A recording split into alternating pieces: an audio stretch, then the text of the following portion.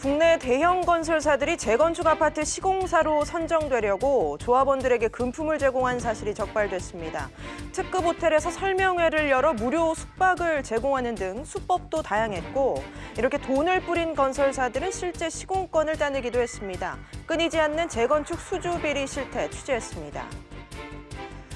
코스닥 대장주인 셀트리온 헬스케어에 대해서 금감원이 감리에 들어갔습니다. 영업 손실을 숨기려고 분식 회계를 했다는 혐의입니다. 제약바이오 업종의 회계에 문제가 잇따르면서 투자자들의 불안감이 커지고 있습니다. 분식 회계 논란의 쟁점 짚어보겠습니다. 지난 여름 기록적인 폭염으로 도마에 오른 전기요금 누진제에 대해 정부가 개편 논의를 시작했습니다. 계절과 시간에 따라 요금을 차등하는 건 물론 아예 폐지하는 방안까지 검토하기로 했습니다. 국내 은행들이 베트남 진출에 속도를 내고 있습니다. 7%에 달하는 경제 성장률에 휴대전화 보급률도 높아서 은행들은 모바일 서비스를 내세워 고객들을 끌어모으고 있습니다. 베트남 현지를 다녀왔습니다.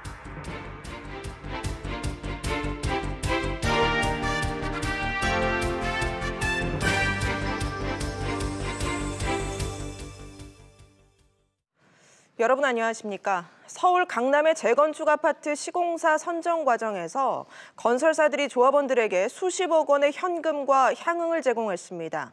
현대와 롯데, 대우 등 국내 굴지의 건설사들입니다. 씁쓸한 건 이렇게 돈을 뿌린 건설사들이 규모가 큰 재건축 사업을 따냈다는 겁니다. 첫 소식 오수영 기자입니다. 홍보업체, 속칭 OS 업체 직원이 고급 식당 앞에서 재건축 조합원을 만나 안으로 안내합니다. 접대 예약자 명단은 날짜별, 시간대별로 관리됐습니다. 롯데그룹 계열사의 고급 호텔과 리조트에 조합원들이 공짜로 묵기도 했습니다. 사업계획서가 저장돼 있으니 보라고 넘겨준 태블릿 PC를 돌려받지 않는가 하면 대놓고 현금을 봉투에 담아 건네주기도 했습니다. 현대건설은 홍보업체 직원들이 금품 제공용 과일을 살 때 목소리가 큰 조합원이 운영하는 가게에서만 사도록 했고, 대우건설은 시공사 선정을 앞두고 판세가 불리하다고 판단하자 길거리와 주차장 등 남들이 보는 앞에서 현금을 나눠주기도 했습니다. 경찰이 확인한 액수만 현대건설 28억 원, 롯데건설 12억 원, 대우건설 2억 원 등 모두 42억 원이 넘습니다. 자기 지출 일지를 적고 모 조합원 만나서 조합원한테 어떤 선물을 줬다. 그거를 수기로 작성을 하고 뒤에다가 영수증을 일일이 첨부하는 그런 식으로 이제 나중에 정산이 막 이루어지는데, 이런 과정을 거쳐 현대건설과 대우건설은 서울 반포 아파트의 재건축 시공권을, 롯데건설은 잠실 아파트 단지의 재건축 시공권을 따냈습니다.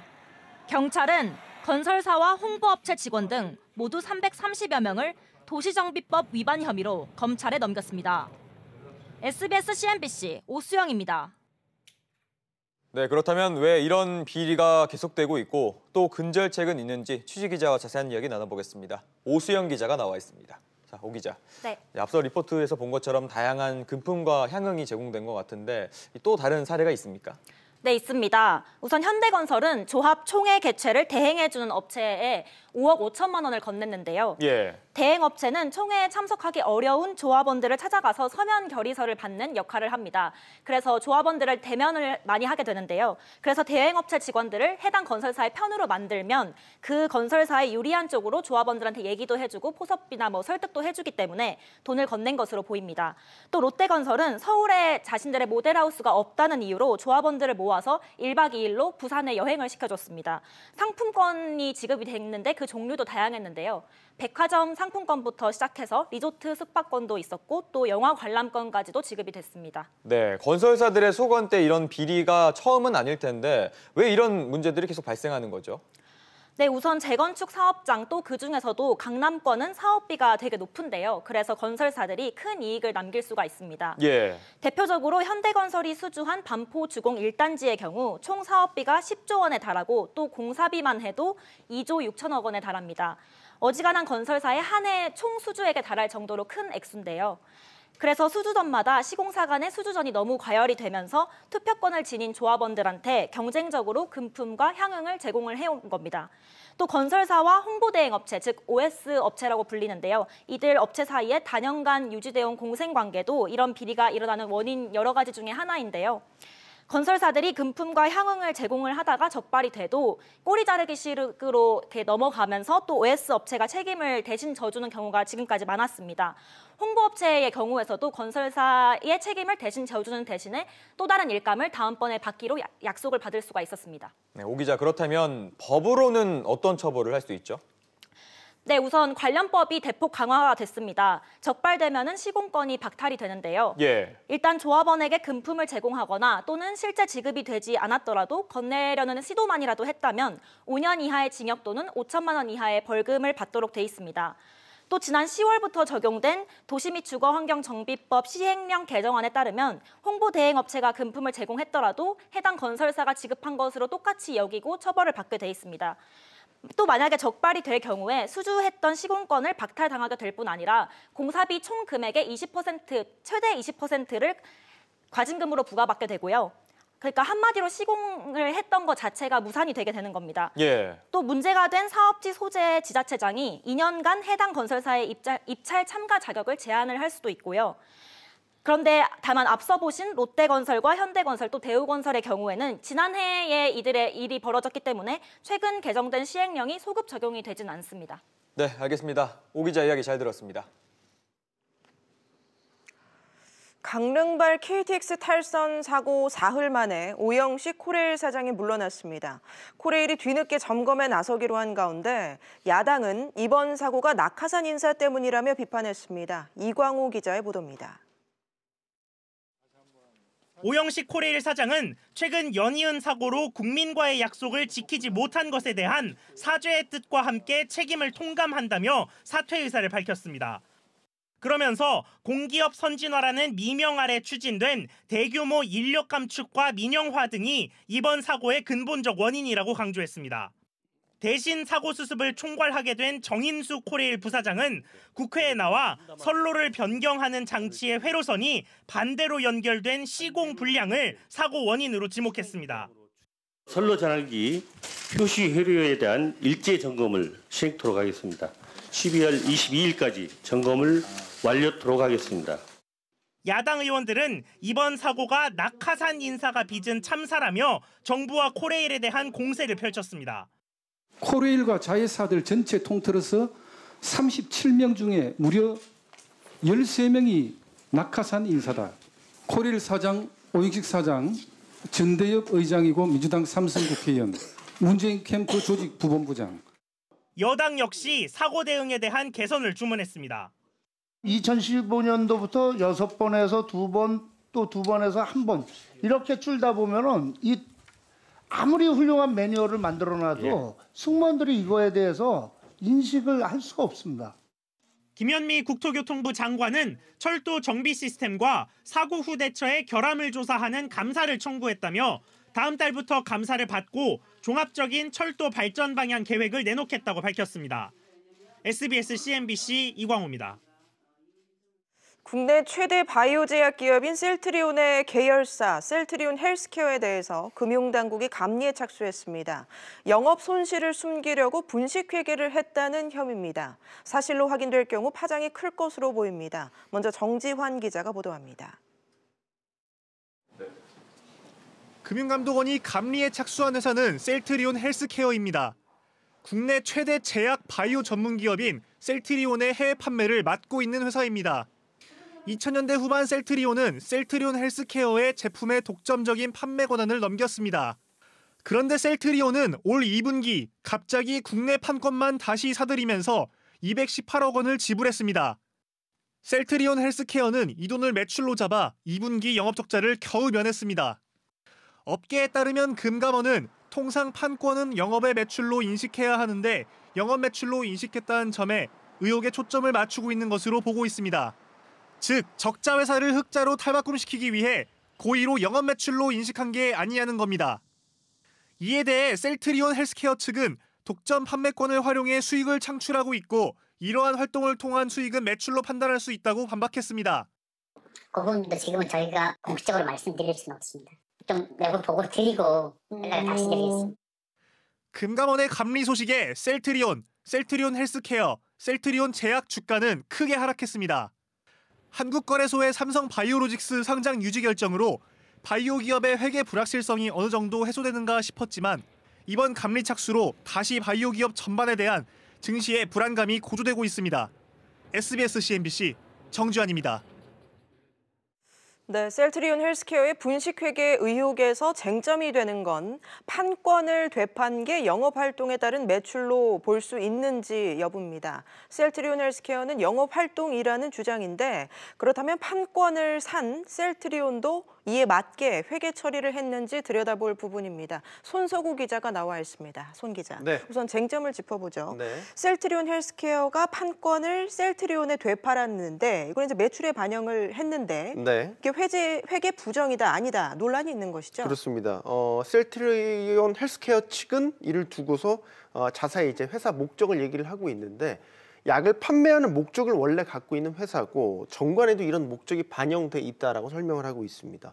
아울러서 이 제약업의 특성상 약에 대한 판권을 사고 판매하는 행위가 영업의 일환이다라는 설명도 내놓고 있는데요.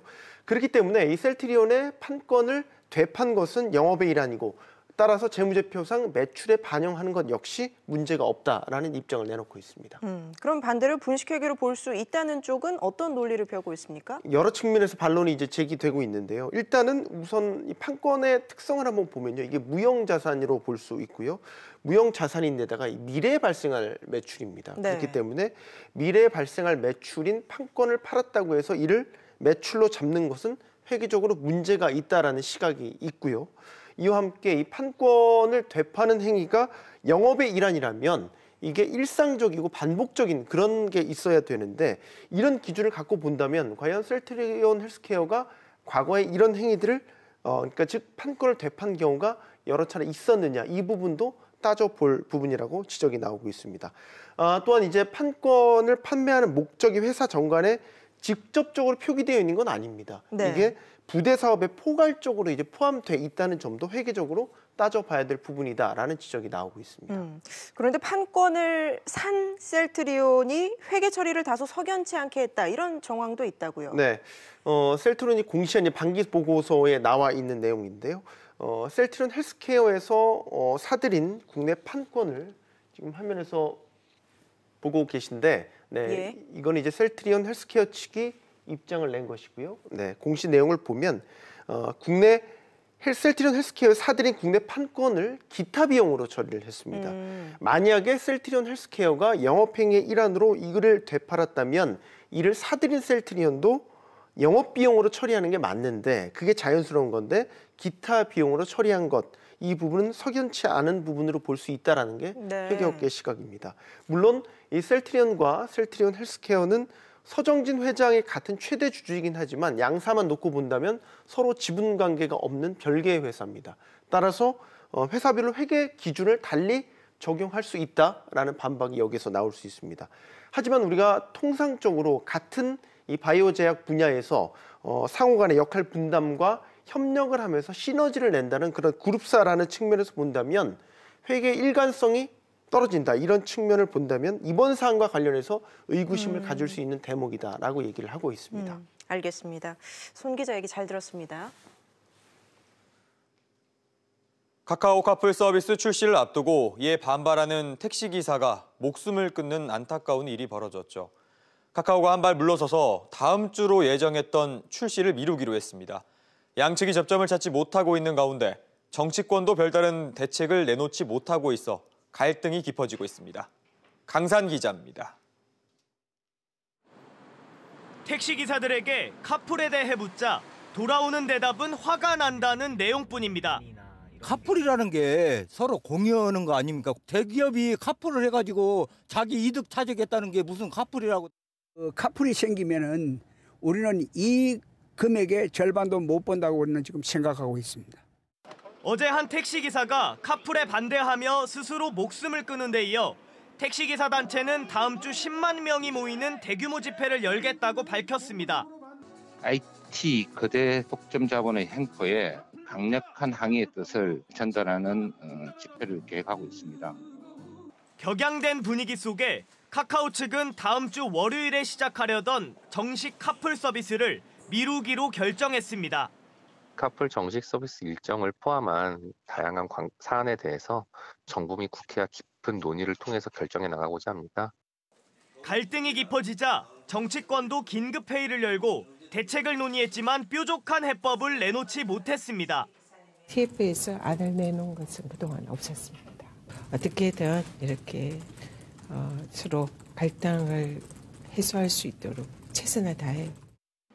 주무부처인 국토부도 정치권의 결정을 기다리겠다고 하는 등 카풀 문제를 풀기 위해 주도적으로 나서지 않으면서 양측의 갈등만 깊어지고 있습니다. SBS CNBC 강산입니다. 네, 전기요금 걱정에 요즘처럼 추운 날씨에도 난방기구 사용하기 망설여지는데요. 지난 여름 폭염으로 도마에 오른 전기요금 누진제에 대해 정부가 개편 논의에 들어갔습니다. 어떤 방안이 논의되고 있는지 안지혜 기자가 보도합니다. 현행 주택용 전기료는 전기 사용량에 따라 기본료를 3단계로 나누고 최고 구간에는 최저 구간의 3배에 달하는 요금을 부과합니다. 하지만 전력 사용량이 많은 여름, 겨울철에는 이 누진 배율이 7.6배로 확대됩니다. 폭염과 혹한마다 전기세 폭탄 논란이 계속되는 이유입니다. 정부가 이런 누진제 개편에 들어갔습니다. 대안은 크게 3가지입니다. 누진제 구간별로 전기 사용량을 늘리거나 현행 3단계 누진제 구간을 2단계로 줄이는 완화안, 혹은 현행 제도를 그대로 유지한 채 얼마간의 보완책을 덧대는 방안도 생각해 볼 수 있습니다. 하지만 이 2가지 모두 근본적인 해결책이 안 될 경우 아예 폐지하는 방안도 검토할 수 있습니다. 문제는 누진제 개편 시 현재 1단계 구간 사용자들의 전기 요금이 오를 수 있다는 겁니다. 전반적으로 가는 방향은 옳은 방향이라고 생각합니다. 요금이 왜곡된 부분이 많이 있는데 그런 부분은 시정하는 거기 때문에 저소득층 같은 경우에 이제 문제가 생길 수도 있으니까 정책적인 배려가 따라야 될 거라고 생각이 됩니다. 정부는 가구 소득과 전기 사용량 간 상관관계를 분석하고 있습니다. 최종 개선안은 내년 여름 전에 나올 예정입니다. SBS CNBC 안지혜입니다. 대통령이 오늘부터 각 부처로부터 업무 보고를 받기 시작했습니다. 오늘은 고용노동부의 보고를 받았는데요. 자세한 내용은 취재기자 연결해 알아보겠습니다. 장가희 기자. 네, 장가희입니다. 네, 역시 최저임금에 대한 내용이 주로 다뤄졌다고요? 네, 정부가 내년에 최저임금 결정 기준과 구조 등을 개선하기로 했습니다. 최저임금 결정 과정에 문제가 있다는 비판을 사실상 수용한 것으로 보이는데요. 고용부는 국제노동기구 등 국제 기준을 고려해 결정 기준을 보완하고 최저임금 결정 체계 개선을 추진할 것이라고 밝혔습니다. 이어 취약계층 일자리 확대를 위한 재정 지원 일자리 사업도 확대하는데요. 예산도 올해보다 19.3% 늘린 23조 원을 배정했습니다. 네, 이 최저임금 결정 구조의 해답은 언제 나올까요? 네, 홍남기 신임 경제부 총리는 정부 세종청사에서 기자간담회를 열고 내년 1분기까지 최저임금 결정 구조 개편 방안을 마련하겠다고 말했습니다. 홍 부총리는 인사청문회에서 구간을 먼저 정하고 그 구간 내에서 최저임금을 결정하는 이원화된 방식을 제시한 바 있는데요. 이 방안을 포함해 가장 적절한 방식을 강구하겠다고 말했습니다. 시한은 이듬해 최저임금 결정 과정에 들어가는 내년 5월인 이전 1분기로 잡았습니다. 네, 그런가 하면 문재인 대통령이 고용 상황에 대해서 언급했다고요? 네, 그렇습니다. 문재인 대통령은 업무 보고를 받는 자리에서 고용 창출에 대한 반성과 함께 내년부터는 확실한 성과를 내라고 강조했습니다. 문 대통령은 고용 문제에 있어 지금까지 성공하지 못하고 있다는 것이 엄중한 평가라며 국민들이 기다릴 만한 여유가 없어 내년부터는 일자리 문제와 관련해 확실히 가시적 성과를 보여줘야 한다고 강조했습니다. 지금까지 SBS CNBC 장가입니다. 금융사들이 해외 진출에 속도를 내고 있습니다. 국내 금융시장이 포화된 데다 수수료 인하 등의 압박에서 벗어나기 위해서인데요. 특히 포스트 차이나로 불리는 베트남에서 핀테크와 모바일을 내세워 시장을 공략하고 있습니다. 박규준 기자가 베트남 현지에서 전해드립니다. 직장인 2년차 찌엔 씨. 모바일로 신용대출 신청을 한 뒤 상담을 받으러 우리은행을 찾습니다. 현지 은행보다 금리가 싸고 휴대폰으로 편하게 대출 신청을 할 수 있다는 점이 끌렸습니다. Thứ ba nữa là lãi suất cái sản phẩm mà mình sử dụng cái khoản vay tại ngân hàng Uri thì nó rất là ưu đãi, rất là cạnh tranh trên thị trường. Và thứ tư nữa là cái ứng dụng mà Global WB Bank của Uri Bank thì rất là thuận tiện. Mình có thể sử dụng để chuyển khoản, đăng ký khoản vay và sử dụng rất nhiều dịch vụ khác trên này. Tìm kiếm thông tin cũng rất là thuận tiện và nhanh chóng ạ. 제가 서 있는 이곳 베트남 우리은행은 모바일 뱅킹 서비스를 도입한 지 1년 8개월 만에 가입 고객만 3만 5천 명을 넘었습니다. 베트남 내 외국계 은행 1위인 신한은행도 모바일 뱅킹으로 현지 고객 잡기에 나섰습니다. 통합 모바일 앱인 솔의 베트남 버전을 출시했고 최근엔 베트남 1위 SNS 업체인 잘로와 업무 협약까지 맺었습니다. 베트남에서 11월 6일에 모바일 뱅킹 어플인 솔을 출시하여 3주일 만에 가입자 4만 명을 돌파하는 등 8천만 고객을 가진 잘로 및 전자지갑 업체인 모모와 제휴하여 디지털 브랜딩을 강화하고 있습니다. 최근 한 달간 신한은행 베트남 법인 전체 거래 중 모바일 등 비대면 거래는 1,400만여 건으로 60%에 달합니다. 후발주자인 농협은행도 베트남판 모바일 앱을 내놨고 내년엔 핀테크 업체와의 제휴도 앞두고 있습니다. 베트남 현지의 핀테크 업체와 제휴를 모색을 하고 있고 내년에는 저희 이제 비대면 매체들을 갖다가 고도화하는 전략으로 나갈 예정으로 있습니다. 예를 들자면 오런뱅크 베트남을 고도하고 그다음에 인터넷 뱅킹을 확대해서 개편할 예정으로 있고요. 국내 5대 은행들이 베트남에 운영 중인 영업점은 총 41개로 빠르게 늘고 있습니다. 7%에 육박하는 경제 성장률에 높은 휴대폰 보급률을 자랑하는 이곳 베트남 시장이 국내 시중은행들의 수익성 다변화를 위한 핵심 거점이 되고 있습니다. 베트남 하노이에서 SBS CNBC 박규준입니다. 내년에는 도로에서 수소차를 심심치 않게 보게 될 것으로 예상됩니다. 세계 각국이 자동차 산업에 명운을 걸고 치열한 경쟁을 벌이고 있는 가운데 우리 정부도 수소차 보급에 대해 구체적인 청사진을 내놨습니다. 보도에 최나리 기자입니다. 지난 10월 프랑스를 국빈 방문 중이었던 문재인 대통령은 현대차의 수소차 넥소를 깜짝 시승했습니다. 우리 기술의 우수성을 알리면서 현대차는 5,000대의 수출 계약에 성공했습니다. 그동안 빈약한 국내 인프라와 내수에 갇혀있던 넥소가 날개를 단 순간입니다. 넥소는 치열한 경쟁을 벌이고 있는 토요타의 수소차 미라이보다 객관적으로 뛰어나다는 평가를 받고 있습니다. 하지만 아베 정부가 2030년까지 수소차 80만 대 시대를 열겠다고 선언하면서 우리가 경쟁에서 뒤처지는 것이 아니냐는 지적이 있어 왔습니다. 우리 정부도 늦은 감이 있지만 구체적 청사진을 내놓았습니다. 내년에는 올해 750여 대에 비해서 5배 이상인 4,000대의 수소차를 보급할 계획입니다. 2022년까지 전국에 310개를 구축할 계획입니다.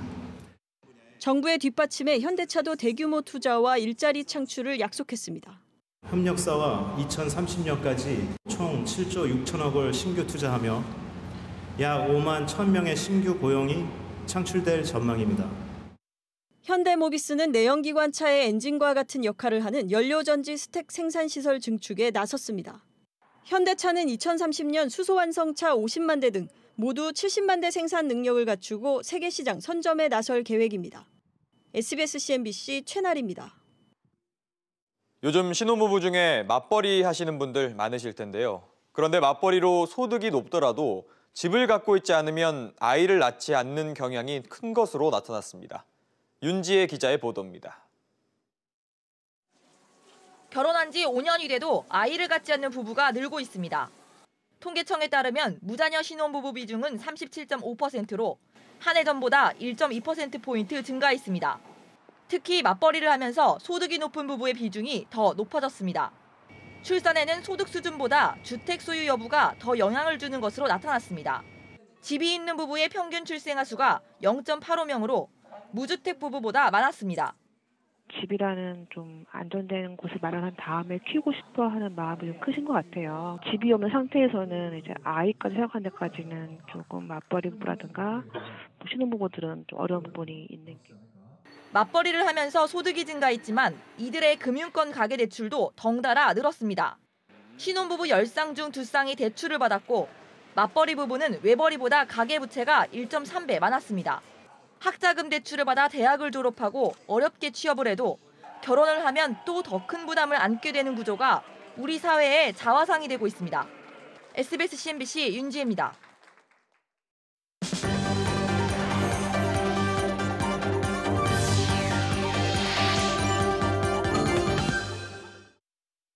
경기도 수원과 양주를 남북으로 잇는 광역급행철도 GTX-C 노선 사업이 예비 타당성 조사를 통과했습니다. 오는 2021년에 착공될 GTX-C 노선은 모두 74km로 사업비는 4조 3천억 원 규모입니다. 노선이 완공되면 경기도 양주에서 서울 삼성역까지 이동 시간이 기존 80분에서 23분으로 줄어듭니다. 미스터 피자의 운영사인 MP그룹은 최대 주주인 정우현 전 회장과 아들 정순민 전 부회장이 경영권을 포기했다고 밝혔습니다. 두 사람은 지난 9월 말 기준으로 각각 지분을 16.78%씩 가진 최대 주주입니다. 앞서 MP그룹은 정 전 회장이 횡령 배임 혐의로 지난해 구속되면서 상장 폐지될 뻔했지만 거래소가 어제 4개월의 유예 기간을 주면서 경영 개선에 나서겠다고 밝혔습니다. 정부가 내년도 예산의 약 70%를 상반기에 배정하기로 했습니다. 기획재정부에 따르면 정부는 내년도 세출 예산 400조 원 가운데 281조 4천억 원을 상반기에 배정했습니다. 이는 6년 만에 가장 큰 규모로 특히 일자리 예산의 78%를 상반기에 배정하기로 했습니다.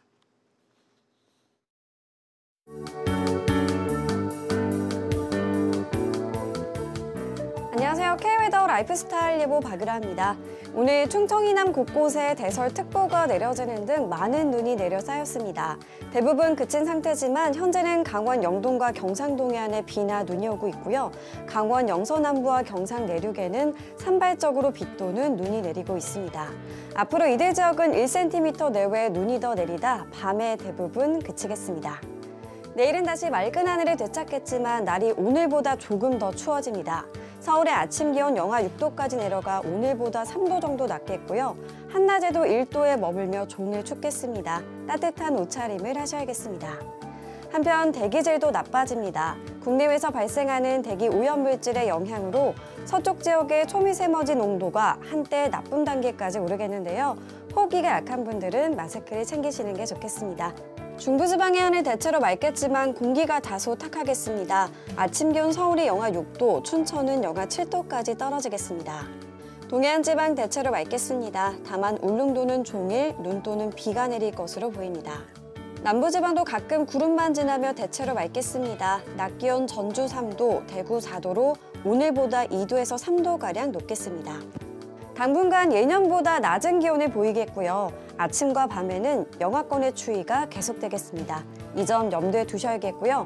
모레는 중부지방에 눈 또는 비가, 일요일에는 전국에 비 또는 눈이 내릴 것으로 전망됩니다. 날씨였습니다.